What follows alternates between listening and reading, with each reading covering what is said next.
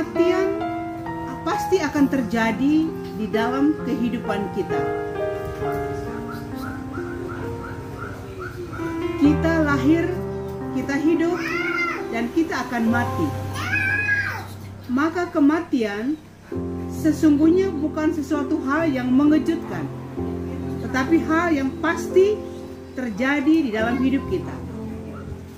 Dengan kematian ibunda kita maupun kematian orang-orang di sekitar kita, orang-orang yang kita kasihi, mau mengingatkan kepada kita agar kita pun waspada, kita pun berjaga-jaga, karena kematian pasti akan terjadi. Hanya soal waktu, hanya Tuhan sendiri yang mengetahuinya. Kalau Petrus mengajak kita harus bergembira, saya juga pada malam hari ini mengajak kepada Bapak Ibu keluarga yang berduka, mari kita bergembira. Ibunda kita meninggal karena memang kondisinya sakit, dan kemungkinan sudah lama ia sakit. Suatu kematian yang terhormat. Kita bandingkan dengan banyak orang yang meninggal karena sakit corona, dan ini suatu kematian yang benar-benar kita rasain sebuah kebinasaan kepada orang yang kita cintai, kepada orang yang kita sayang. Kita tidak bisa mendekati dia, kita tidak bisa mendoakan dia, kita tidak bisa menguburkan dia secara baik dan terhormat. Kita bersyukur, kita bergembira, Tuhan memberikan suatu hal yang beda di tempat ini. Ibunda kita Elizabeth meninggal karena memang sakit, dan mungkin juga karena usia sudah tua. Saya dengar dari Ibu Nana bahwa sakit stroke. Ya, kita syukuri satu penderitaan yang tidak seperti orang sakit corona, yang tidak mungkin kita berjumpa berdoa seperti ini. Inilah salah satu bukti iman kita kepada Tuhan yang memelihara ibunda kita sampai pada saat ini, dan meninggalnya benar-benar meninggal karena penyakit yang umumnya semua orang mengalami, dan bukan karena virus. Jadi mari kita juga bergembira di hati kita bahwa kita sadar kematian pasti terjadi kapan, dan siapapun pasti harus melewati pintu kematian untuk menerima kebahagiaan kekal di surga yang Tuhan sudah sediakan. Poin yang pertama. Yang kedua, kita semua pasti sedih karena kehilangan orang yang kita kasihi. Ibunda Elizabeth pasti meninggalkan banyak kenangan-kenangan manis. Mungkin di masa tua, di masa dia menderita, kemanisannya kita lupakan. Tetapi coba kita tengok ketika kita masih kecil, bagaimana Ibunda Elizabeth membesarkan kita dengan penuh hati-hati, dengan penuh kasih sayang. Peristiwa demi peristiwa, kesusahan, kebaikan, dia berjalan bersama kita dan ingin supaya anak-anak semuanya dalam keadaan baik-baik saja. Beliau berjuang, dan semua itu pada hari di mana Tuhan memanggil dia, semua itu seolah-olah selesai. Tetapi kenangan akan seluruh kebaikan ibunda kita Elizabeth akan menjadi sebuah penghiburan buat kita. Beliau secara tubuhnya, badannya memang pergi. Kenangan-kenangan manis itulah yang akan kita kenang dan akan kita hibur.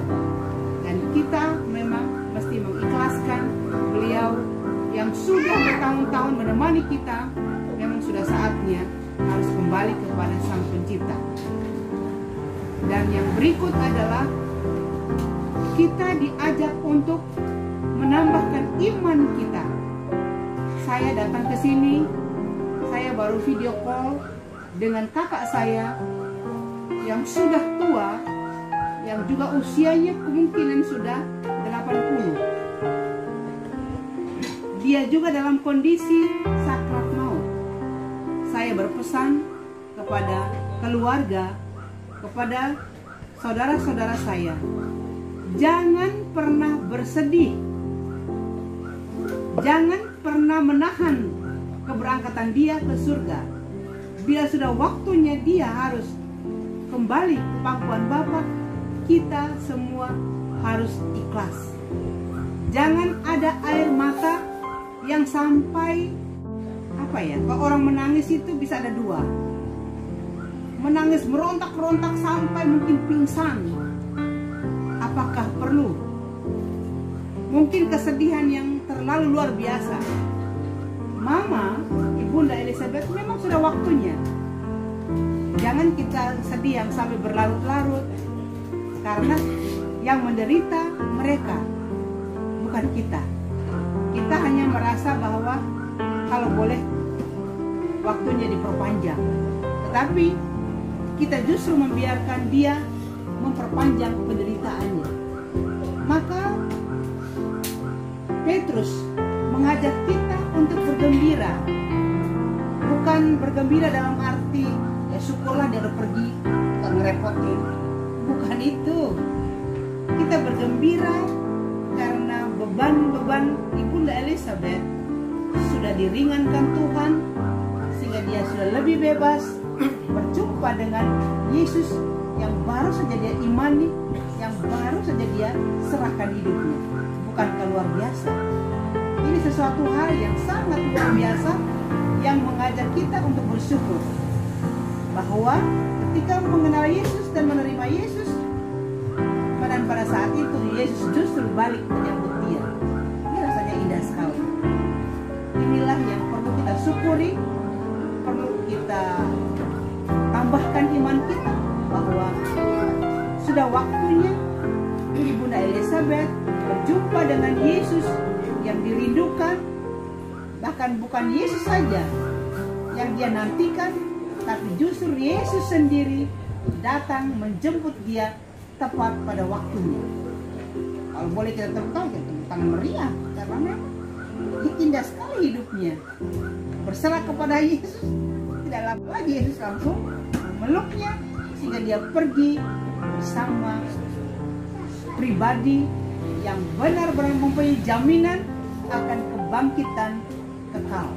Jadi mama pergi untuk menerima mahkota abadi di surga, yakni hidup yang tidak akan ada penderitaan selama-lamanya. Terakhir, kalau kita sedih, wajar. Kalau kita menangis, wajar. Tapi mari kita sedih di dalam Roh Kudus. Mari kita menangis tapi dalam Roh Kudus. Tidak meronta-ronta sampai harus menimbulkan kekacauan atau menimbulkan huru hara. Tapi saya lihat malam hari ini keluarga sepertinya sudah ikhlas, sudah pasrah bahwa inilah waktunya Tuhan. Jadi kita yang menyampaikan firman ini juga senang karena keluarga sudah membuktikan menerima peristiwa ini dengan hati lapang, dengan pasrah, dengan ikhlas, karena inilah yang terbaik buat Ibunda Elizabeth. Semoga rahmat Tuhan menyertai kita, membesarkan hati kita dan menghibur kita.